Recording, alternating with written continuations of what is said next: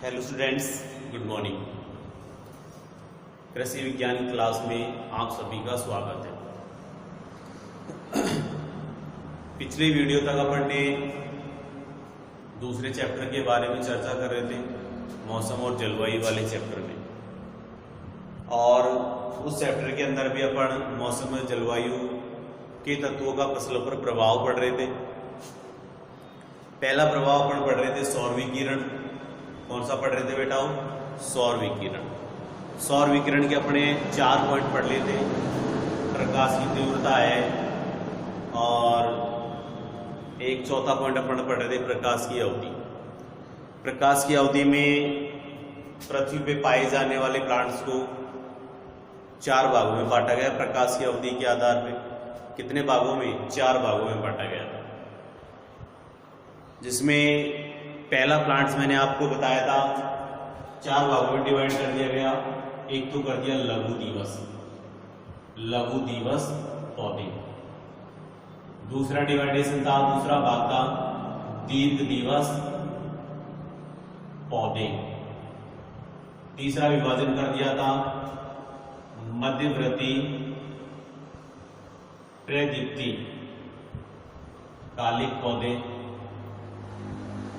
और चौथा जो विभाजन था वो था क्या नाम से? दिवस निष्प्रभावी पौधे। इन 4 भागों में अपन ने प्रकाश की अवधि के आधार पर डिवाइडेशन कर दिया। अब लघु दिवस पौधे वे पौधे कहलाते हैं जिन्हें पुष्पन की प्रक्रिया के लिए कम से कम 10 घंटे की प्रकाश की आवश्यकता होती है ना, वे पौधे क्या कहलाते हैं? लघु दिवस पौधे कहलाते हैं। कौन से पौधे कहलाते हैं बेटा? लघु दिवस पौधे कहलाते हैं। अब लघु दिवस पौधे के उदाहरण बताऊं, जैसे धान है, ज्वार है, बाजरा है, मक्का है, सोयाबीन है, मूंग है। यानी कहने का मतलब जो खरीफ में बो रहे हैं, यानी खरीफ के अंदर जो अपन फसल बुआई कर रहे हैं, वो सारे पौधे क्या कहलाते हैं? लघु दिवस वाले पौधे कहलाते हैं। क्या कहलाते हैं बेटा? वो लघु दिवस वाले पौधे कहलाते हैं। दूसरा है दीर्घ दिवस पौधे, यानी इस श्रेणी के अंदर वे सभी पौधे आते हैं जिन्हें 14 घंटे से अधिक प्रकाश की आवश्यकता होती है। किसके लिए? पुष्पन की प्रक्रिया के लिए। जैसे आपको उदाहरण बताऊं, दीर्घ दिवस के जैसे है गेहूं है, जौ है, सरसों, यानी रबी के अंदर जो अपन फसल बोते हैं वो सारे किसके अंदर आते हैं बेटा? दीर्घ दिवस के अंतर्गत आते हैं। तीसरा पढ़ेंगे मध्यवर्ती प्रदीप्ति कालिता पौधे, यानी मध्यवर्ती प्रदीप्ता कालित पौधे, यानी इस श्रेणी के अंदर जो भी पौधे आते हैं उनके निश्चित प्रकाश की आवश्यकता होती है। किसके लिए? पुष्पन प्रक्रिया के लिए। जैसे आपको उदाहरण बताऊं, गन्ना। क्या है? गन्ना। गन्ने को 12 से 14 घंटे प्रकाश की आवश्यकता होती है। गन्ना प्रजनन संस्थान कहाँ है बेटा? कोयम्बटूर तमिलनाडु के अंदर है गन्ना प्रजनन संस्थान, ध्यान रखना। अब आता है दिवस निष्प्रभावी पौधे, यानी इस श्रेणी के अंदर वे सभी पौधे आते हैं जिन्हें पुष्पन की क्रिया से कोई प्रभाव नहीं पड़ता, यानी उनकी फसलों पर कोई प्रभाव नहीं पड़ता हो, वे पौधे क्या कहलाते हैं? दिवस निष्प्रभावी। यानी प्रकाश निकले तो ठीक और नहीं निकले तो ठीक, इनकी पुष्पन की क्रिया पर कोई प्रभाव नहीं पड़ेगा। जैसे आपको उदाहरण बताऊं, जैसे सूरजमुखी है, कपास है, टमाटर है, और क्या नाम से बकव्हीट है, ये सारे क्या है? दिवस निष्प्रभावी के उदाहरण। अब इसका वर्णन पढ़ लेते हैं। पहला डालो बेटा लघु दिवस पौधे। किसके आधार पर थे? प्रकाश की अवधि के आधार पर 4 भागों में डिवाइडेशन कर दिया था। पहला लिखो लघु दिवस पौधे, लघु दिवस पौधे, यानी लिखो इसमें लघु दिवस पौधे, लघु दिवस पौधे वे पौधे कहलाते हैं, वे पौधे कहलाते हैं जिन्हें पुष्पन की प्रक्रिया के लिए, जिन्हें पुष्पन प्रक्रिया के लिए, पुष्पन प्रक्रिया के लिए 10 घंटे से कम प्रकाश की आवश्यकता होती है। प्रकाश की आवश्यकता होती है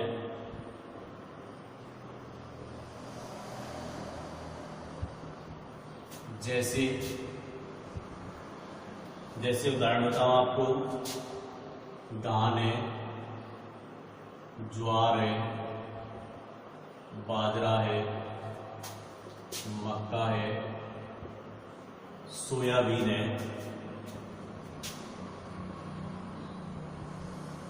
मूंग है, आदि उदाहरण इसकी है। लघु दिवस आ गया समझ, यानी लघु दिवस के अंदर वे पौधे आते हैं जिन्हें पुष्पन प्रक्रिया के लिए कितने घंटे प्रकाश की आवश्यकता होती है? 10 घंटे से कम प्रकाश की आवश्यकता होती है। आप पढ़ेंगे दीर्घ दिवस, दीर्घ दिवस पौधे। अब इस श्रेणी के अंदर वे सभी पौधे आते हैं जिन्हें 14 घंटे से अधिक प्रकाश की आवश्यकता होती है। वे पौधे क्या कहलाते हैं? दीर्घ दिवस पौधे कहलाते हैं। क्या कहलाते हैं? दीर्घ दिवस पौधे कहलाते हैं। लिखो, इस श्रेणी में वे सभी पौधे आते हैं, वे सभी पौधे आते हैं जिन्हें पुष्पन प्रक्रिया के लिए, जिन्हें पुष्पन प्रक्रिया के लिए, जिन्हें पुष्पन प्रक्रिया के लिए 14 घंटे से अधिक, 14 घंटे से अधिक प्रकाश की आवश्यकता होती है, प्रकाश की आवश्यकता होती है।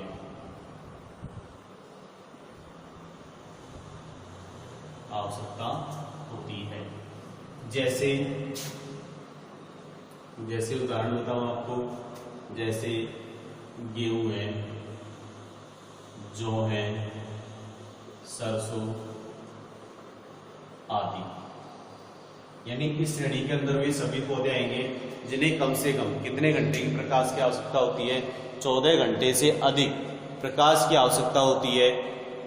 जैसे गेहूं है, जौ है, सरसों है आदि है। अब पढ़ेंगे बेटा कौन से पौधे? मध्यवर्ती दीप्ता कालिज पौधे। और एक बात और सुन लेना बेटे, साथ के साथ नोट्स बढ़ाते जाना। ऐसे नहीं कि आप नोट्स नहीं बनाओ, साथ के साथ अपने नोट्स बनाते जाओ और याद भी करते जाओ।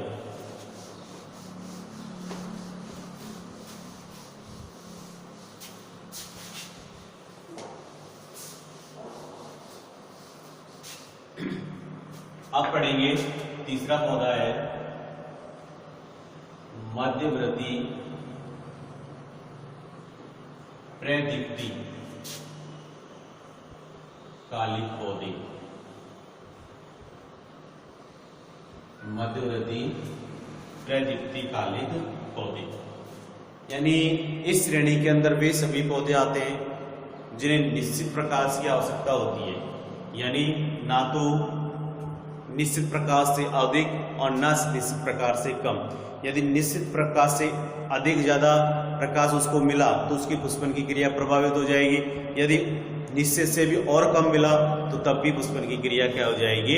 प्रभावित हो जाएगी। यानी इस श्रेणी के पौधों को, इस श्रेणी के पौधों को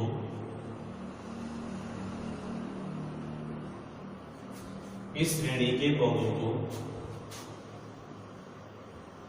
पुष्पन प्रक्रिया के लिए, पुष्पन प्रक्रिया के लिए एक निश्चित प्रकाश की, एक निश्चित प्रकाश की आवश्यकता होती है।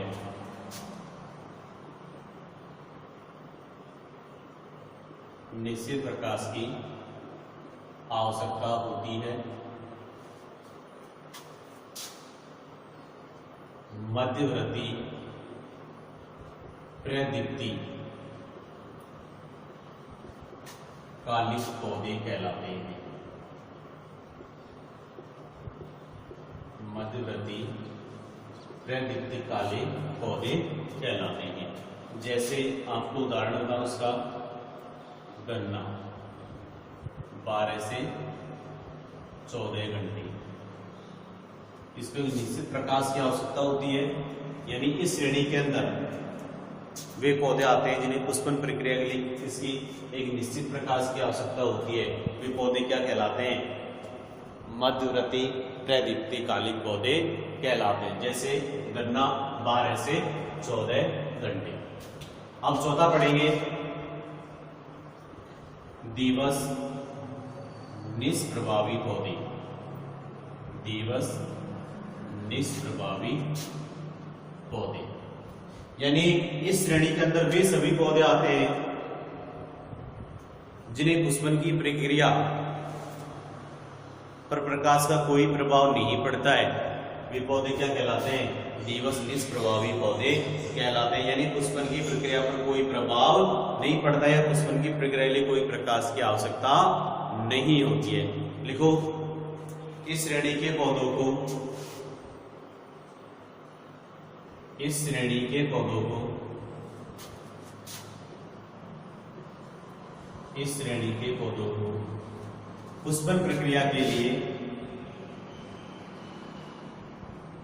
पुष्पन प्रक्रिया के लिए प्रकाश की आवश्यकता नहीं होती है। प्रकाश की आवश्यकता नहीं होती है। इस श्रेणी के पौधों को पुष्पन प्रक्रिया के लिए प्रकाश की आवश्यकता नहीं होती है, अर्थात फसलों पर यानी जो फसल होते हैं उस पर प्रकाश का कोई प्रभाव नहीं पड़ता है। अर्थात प्रकाश का फसलों पर कोई प्रभाव नहीं पड़ता है। जैसे आपको उदाहरण बताऊं उसके, कपास है, टमाटर है, सूरजमुखी है, बकवीट है आदि। कपास है, टमाटर है, सूरजमुखी है, बकवीट है, ये सारे पौधे क्या कहलाते हैं? दिवस निष्प्रभावी पौधे कहलाते हैं, यानी इनकी पुष्पन की प्रक्रिया पर प्रकाश की कोई आवश्यकता नहीं है, प्रकाश का कोई प्रभाव नहीं पड़ता है। ये हो गया प्रकाश की अवधि के आधार पर हमारे 4 तरह के पौधे। अब अगला पॉइंट पढ़ेंगे अपन, वायुमंडलीय आर्द्रता। क्या पढ़ेंगे बेटा? वायुमंडलीय आर्द्रता। दूसरा पॉइंट है वायुमंडलीय आर्द्रता।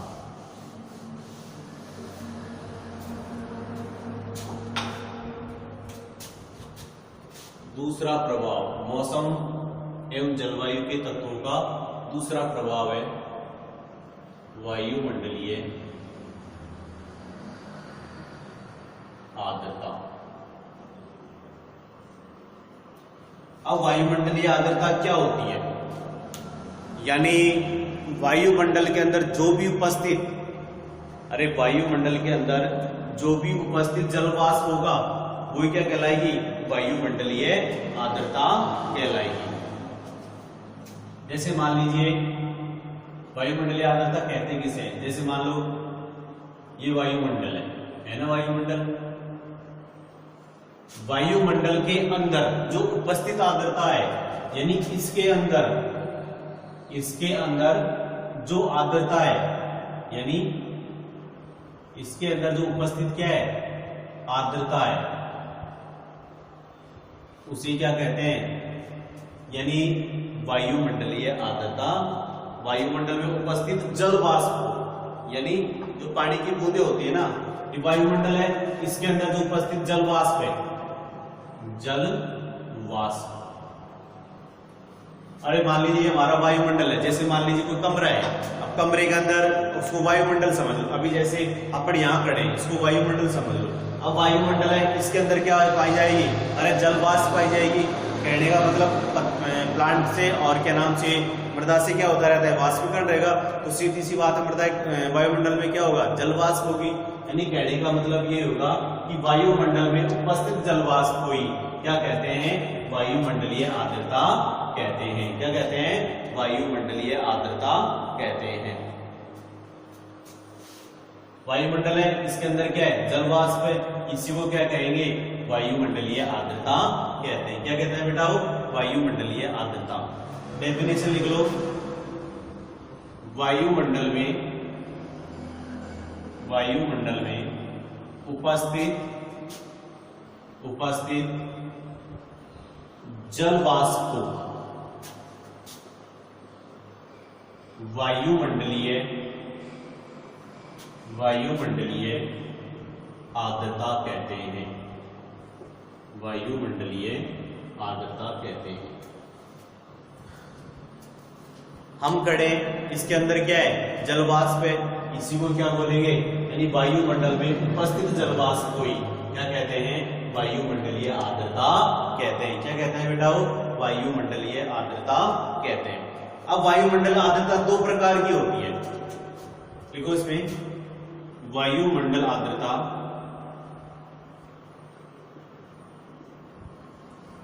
दो प्रकार की होती है। कितने प्रकार की होती है? दो प्रकार की होती है। एक तो होती है निरपेक्ष आर्द्रता और दूसरी होती है सापेक्ष आर्द्रता।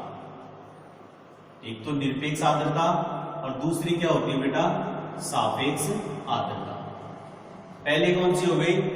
निरपेक्ष, और दूसरी कौन सी हो गई? सापेक्ष। अब निरपेक्ष आर्द्रता होती क्या होती है? वायुमंडल है, उसके अंदर किसी निश्चित आयतन में, यानी वायुमंडल है उसके अंदर किसी निश्चित आयतन में, जैसे मान लीजिए अपन निश्चित आयतन कमरे को मान लो। अरे कमरे के अंदर क्या है? वायुमंडल ही तो है, वो है क्या? उसको आपने निश्चित आयतन मान लो। जैसे कमरे को अपन ने निश्चित आयतन मान लिया, उसके अंदर उपस्थित आर्द्रता को ही क्या कहते हैं बेटा? निरपेक्ष आर्द्रता कहते हैं। यानी वायुमंडल में उपस्थित, वायुमंडल में किसी निश्चित आयतन में, यानी वायुमंडल के किसी निश्चित आयतन में उपस्थित आर्द्रता को ही क्या कहते हैं? निरपेक्ष आर्द्रता कहते हैं। क्या कहते हैं बेटा? निरपेक्ष आर्द्रता। जैसे ये हमारा वो कमरा रूपी वायुमंडल है, ये एक निश्चित आयतन है। क्या है? एक निश्चित आयतन है। ये निश्चित आयतन है, इसके अंदर जो आर्द्रता होगी क्या होगी? इसके अंदर जो भी आर्द्रता होगी वो आर्द्रता क्या कहलाती है? निरपेक्ष आर्द्रता कहलाती है। इसको अपन ने क्या मान लिया? वायुमंडल मान लिया। क्या मान लिया बेटा? वायुमंडल मान लिया। अब निरपेक्ष आर्द्रता किसे कहते हैं? यानी वायुमंडल के किसी निश्चित आयतन में उपस्थित आर्द्रता को ही क्या कहते हैं? निरपेक्ष आर्द्रता कहते हैं। उपस्थित आर्द्रता क्या कहेंगे? निरपेक्ष आर्द्रता कहते हैं। आ गई समझ? यानी ये वो हमारा कोई वायुमंडल है, यानी कहने का मतलब निश्चित आयतन हो गया। अब निश्चित आयतन के अंदर जो उपस्थित आर्द्रता होती है उसे क्या कहते हैं बेटा? निरपेक्ष आर्द्रता कहते हैं। क्या कहते हैं? निरपेक्ष आर्द्रता कहते हैं। अब बात आती है सापेक्ष आर्द्रता, यानी इसी में भी क्या होगा? वायुमंडल है, उसमें कोई निश्चित आयतन है, इसमें निश्चित आयतन में क्या होती है? उपस्थित आर्द्रता। इस आर्द्रता के द्वारा उसी ताप पर नमी ग्रहण करने की क्षमता को क्या कहेंगे? सापेक्ष आर्द्रता कहते हैं। क्या कहते हैं बेटा? सापेक्ष आर्द्रता कहते हैं। सापेक्ष आर्द्रता दोबारा समझ लो। वायुमंडल के किसी निश्चित आयतन में उपस्थित आर्द्रता के द्वारा ताप ग्रहण करने की क्षमता को क्या कहेंगे? सापेक्ष आर्द्रता कहते हैं। क्या कहते हैं? सापेक्ष आर्द्रता कहते हैं। डायग्राम बना लेना, ऊपर बना देता हूं। वायुमंडलीय आर्द्रता आ गया समझ? यानी वायुमंडल में क्या उपस्थित है? जल वाष्प है, इसी को क्या बोलेंगे? वायुमंडलीय आर्द्रता कहते हैं। क्या कहते हैं बेटा? वायुमंडलीय आर्द्रता कहते हैं। यानी वायुमंडल के अंदर जो उपस्थित जल वाष्प है उसको क्या कहेंगे, वायुमंडलीय आर्द्रता। अब पढ़ेंगे वायुमंडलीय आर्द्रता के प्रकार। अपन ने नीचे पढ़ लिया, अब उसको लिखना है वायुमंडलीय आर्द्रता के प्रकार। पहला प्रकार पढ़ेंगे अपन निरपेक्ष आर्द्रता। निरपेक्ष आर्द्रता, ये हमारा कौन वायुमंडल है भाई, ये वायुमंडल है। इसका क्या है, एक निश्चित आयतन है, वायुमंडल है, और क्या है ये निश्चित आयतन है। इसमें क्या है, उपस्थित जलवाष्प या आर्द्रता वायुमंडल के किसी निश्चित आयतन में उपस्थित आर्द्रता, और इस आर्द्रता के द्वारा, यानी इस आर्द्रता के द्वारा ताप ग्रहण करने की क्षमता को, ताप ग्रहण करने की क्षमता को क्या कहते हैं, निरपेक्ष आर्द्रता कहते हैं। वायुमंडल के किसी निश्चित आयतन में उपस्थित आर्द्रता को, उपस्थित आर्द्रता को, उपस्थित आर्द्रता को तथा इस आर्द्रता के द्वारा, इस वाली आर्द्रता के द्वारा ताप ग्रहण करने की क्षमता को क्या बोलेंगे, निरपेक्ष आर्द्रता बोलते हैं। क्या बोलते हैं बेटा, वो निरपेक्ष आर्द्रता बोलते हैं। क्या बोलते हैं, निरपेक्ष आर्द्रता कहते हैं। लिख लो इसकी डेफिनेशन।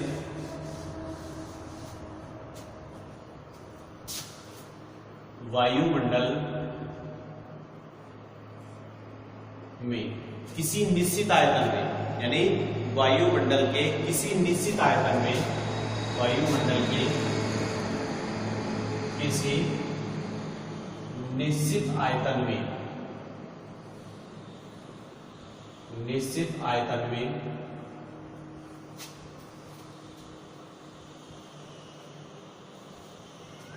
निश्चित वायुमंडल के किसी निश्चित आयतन में, निश्चित आयतन में उपस्थित आर्द्रता को निरपेक्ष आर्द्रता कहते हैं। निरपेक्ष आर्द्रता कहते हैं। वायुमंडल के किसी निश्चित आयतन में उपस्थित आर्द्रता को ही क्या कहते हैं, निरपेक्ष आर्द्रता। दूसरे लिखो सापेक्ष आर्द्रता। क्या है, सापेक्ष आर्द्रता। लिखो इसमें वायुमंडल के किसी निश्चित आयतन में, के किसी निश्चित आयतन में, निश्चित आयतन में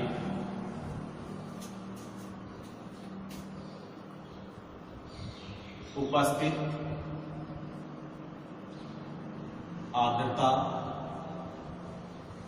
के द्वारा, यानी वायुमंडल को निश्चित आयतन है, उसमें उपस्थित किसके द्वारा, आर्द्रता के द्वारा ताप ग्रहण करने की क्षमता को, उपस्थित आर्द्रता के द्वारा उसी ताप पर, उसी ताप पर ताप ग्रहण करने की क्षमता को, करने की क्षमता को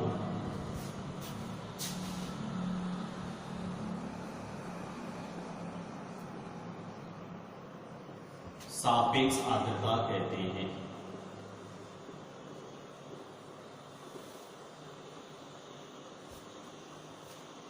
आ गया, यानी वायुमंडल कोई निश्चित आयतन है, उसमें उपस्थित आर्द्रता के द्वारा उसी ताप पर ताप ग्रहण करने की क्षमता को क्या कहते हैं, सापेक्ष आर्द्रता कहते हैं। क्या कहते हैं बेटा, वो सापेक्ष आर्द्रता कहते हैं। यानी किसी वायुमंडल पर उपस्थित आर्द्रता तथा उसी ताप पर वायु की आर्द्रता ग्रहण करने की क्षमता को, उसी ताप पर वायु की आर्द्रता उसी ताप पर वायु की आर्द्रता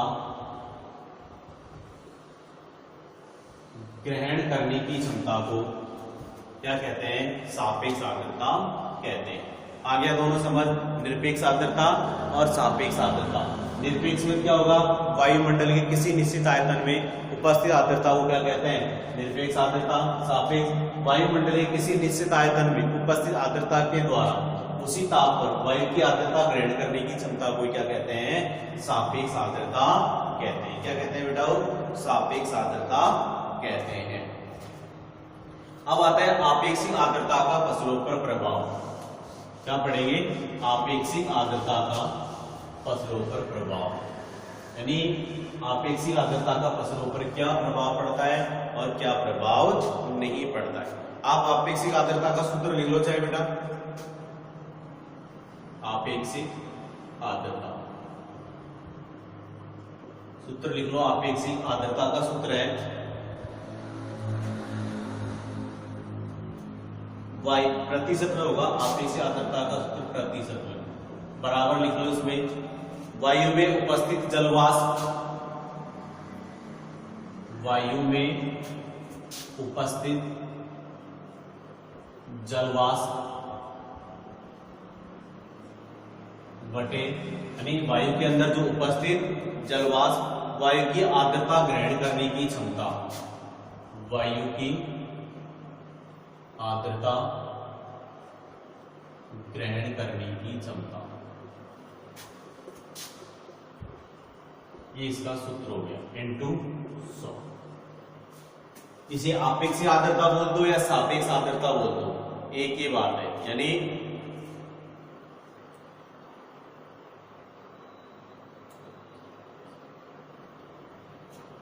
क्लियर? अब पढ़ेंगे अपन आपेक्षिक आर्द्रता का फसलों पर प्रभाव। अगली हेडिंग डालो, आपेक्षिक आर्द्रता का फसलों पर प्रभाव। आपेक्षिक आर्द्रता का फसलों पर प्रभाव, फसलों पर प्रभाव। आपेक्षिक आर्द्रता का फसलों पर प्रभाव, यानी आपेक्षिक आर्द्रता का फसलों पर क्या प्रभाव पड़ता है और क्या प्रभाव नहीं पड़ता है। यानी यदि मान लीजिए आर्द्रता अधिक होगी तो प्रकाश संश्लेषण की क्रिया क्या हो जाएगी? कम हो जाएगी। अरे प्रकाश संश्लेषण की क्रिया कम होगी या नहीं होगी? लिखो, आपेक्षिक आर्द्रता के कारण, आपेक्षिक आर्द्रता के कारण, आर्द्रता के कारण प्रकाश संश्लेषण की क्रिया, प्रकाश संश्लेषण की क्रिया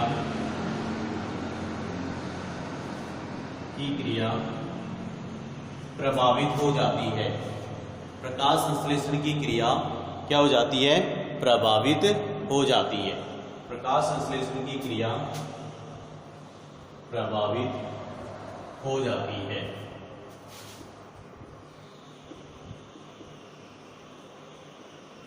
दूसरा, यानी कहने का बात सीधी सी बात है, नमी होगी तो किसकी क्रिया हो जाएगी? प्रकाश संश्लेषण की क्रिया कम हो जाएगी। यदि आपेक्षिक आर्द्रता अधिक होगी तो क्या होगा? परागकरण की क्रिया में बीजों का जो जमाव होगा वो क्या होगा? अच्छा होगा। लिखो, आपेक्षिक आर्द्रता के कारण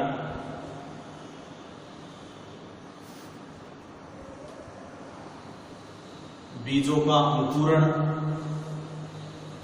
बीजों का अंकुरण व परागकरण की क्रिया, व परागकरण की क्रिया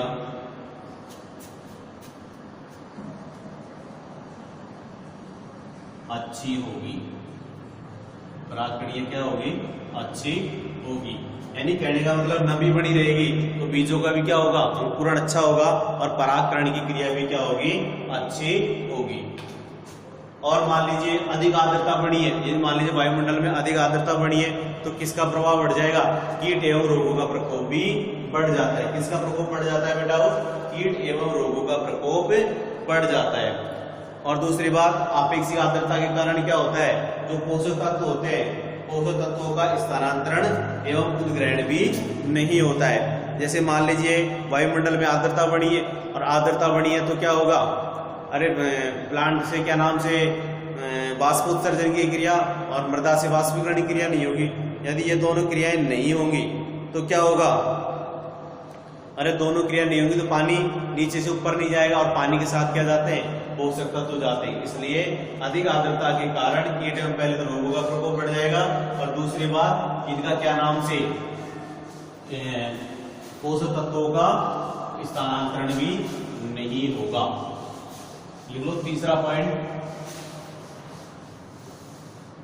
लिखो बेटा, अधिक तापमान अधिक आर्द्रता के कारण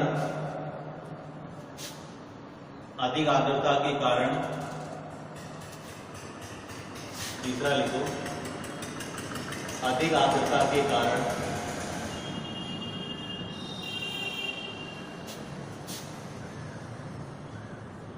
कीट एवं रोगों का प्रकोप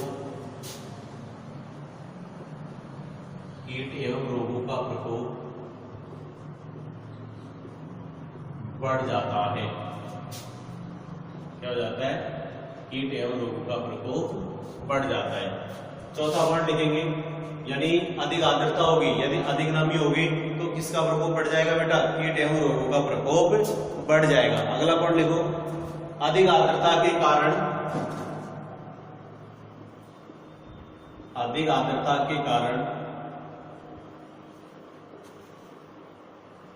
किसका स्थानांतरण नहीं होगा, पोषक तत्वों का स्थानांतरण एवं उद्ग्रहण नहीं हो पाता है। अधिक आर्द्रता के कारण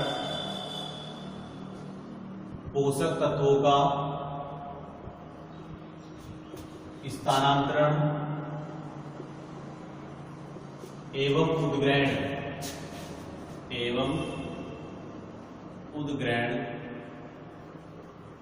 नहीं हो पाता है।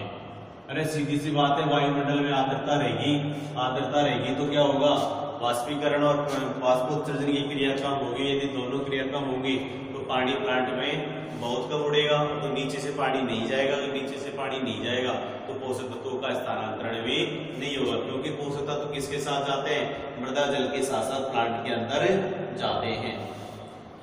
अगला वर्ड लिखो, पांचवा,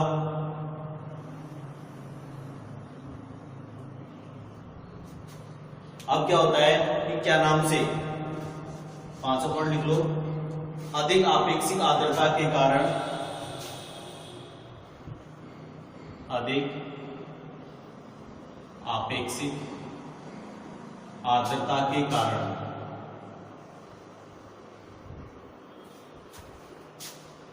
कोशिकाओं का स्फीति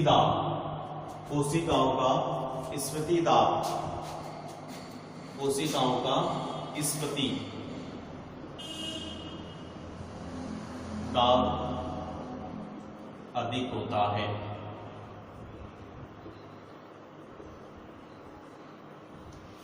इस प्रकार से वायुमंडलीय आर्द्रता किसको प्रभावित करती है, फसलों को प्रभावित करती है। पहला प्रभाव तो ये पढ़ लिया कि क्या नाम से प्रकाश संश्लेषण की क्रिया नहीं होती है। दूसरा प्रभाव ये पड़ा था कि कारण से परागकरण क्रिया अच्छी होगी और बीजों का अंकुरण अच्छा होगा, अधिक आर्द्रकरण। तीसरा क्या होगा, अधिक आर्द्रता के कारण किसका प्रकोप बढ़ जाता है बेटा, कीट रोगों का प्रकोप बढ़ जाता है। चौथा पॉइंट पड़ा, अधिक आर्द्रता के कारण पोषक तत्वों का स्थानांतरण एवं उद्ग्रहण नहीं हो पाता है। और पांचवा पॉइंट पड़ा, अधिक आपेक्षिक आर्द्रता के कारण कोशिका स्फीति दाब क्या हो जाता है, अधिक हो जाता है। आज की वीडियो में बेटा इतनी चर्चा करेंगे। ये हमारा वायुमंडलीय आर्द्रता वाला यानी दूसरा जो मौसम और जलवायु के फसलों के मौसम और जलवायु तत्व पढ़े थे, उनके फसलों प्रभाव पढ़ रहे थे। ये हमारा दूसरा प्रभाव यानी वायुमंडलीय आर्द्रता आज कंप्लीट हो गया है। धन्यवाद।